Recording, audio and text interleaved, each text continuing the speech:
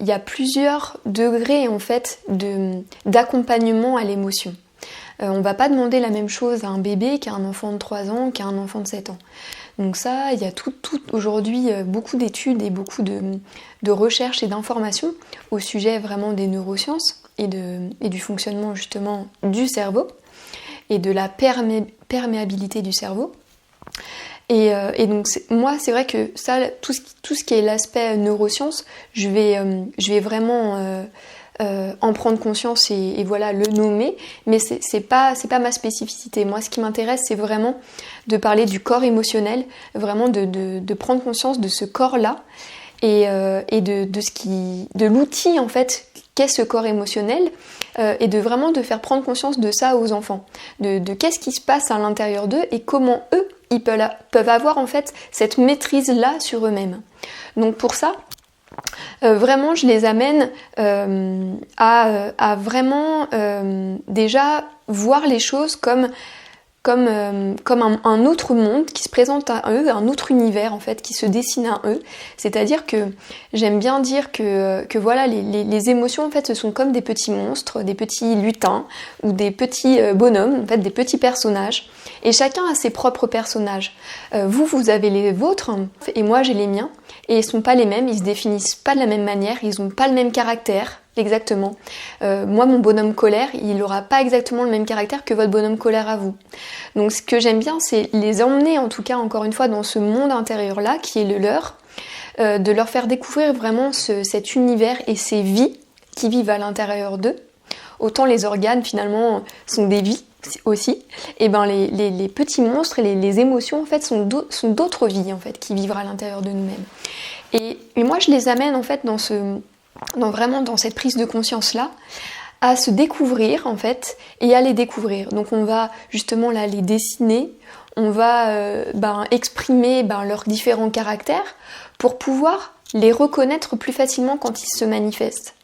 Et vraiment de prendre conscience que ah ouais là c'est Monsieur Colère qui est là, ou c'est Monsieur Frustration, ou c'est Madame Tristesse, et de bien prendre conscience que ok même si c'est là, je peux l'observer, je peux le voir, je peux prendre de la distance du coup avec ça, je peux venir finalement presque m'en détacher pour pouvoir aussi arriver ensuite à discerner ce qui est moi et ce qui n'est pas moi, même si cette émotion se manifeste. Et puis on vient prendre conscience vraiment à travers différents jeux et différents aussi débats, dialogues avec eux, que les émotions finalement, elles sont ni positives ni négatives. Elles sont juste différentes et elles sont juste, par contre on peut les ressentir juste comme agréables ou désagréables dans le corps, mais qu'en fait c'est juste une force, c'est juste une énergie qui vient. Et que cette énergie, à un moment donné, elle nous demande différentes choses. Avec la tristesse, on va pas avoir la même envie qu'avec la colère, par exemple. Donc, je leur amène aussi à prendre conscience de ça. Et puis ensuite, on va aussi trouver des solutions ensemble pour pouvoir décharger cette énergie-là. Donc, décharger à un moment donné la tristesse, décharger la colère, décharger la frustration. Voilà. Ensuite, après, il y a forcément le rôle du parent qui intervient à un moment donné. Mais là, dans votre question, on parlait des enfants. Et là, dans cette question-là, voilà, on s'amène, en fait, on s'amène les uns et les autres dans ces ateliers, en fait, et à travers justement les livres, à se découvrir et à découvrir notre fonctionnement intérieur pour pouvoir, finalement, ne plus avoir de secrets vis-à-vis de nous-mêmes. Et puis savoir qui on est vraiment et se connaître, j'ai envie de dire, sur les doigts de la main. Et puis, plus en fait on se connaît, je dirais jusqu'à se connaître presque par cœur, plus en fait on va pouvoir atteindre ce que j'appelle une maîtrise, une certaine maîtrise en fait de soi et être maître de soi. Et ça, je veux dire, même un enfant, il a envie d'être un super-héros. Il a envie d'être le super-héros de sa vie. Donc il a envie d'être maître de lui-même.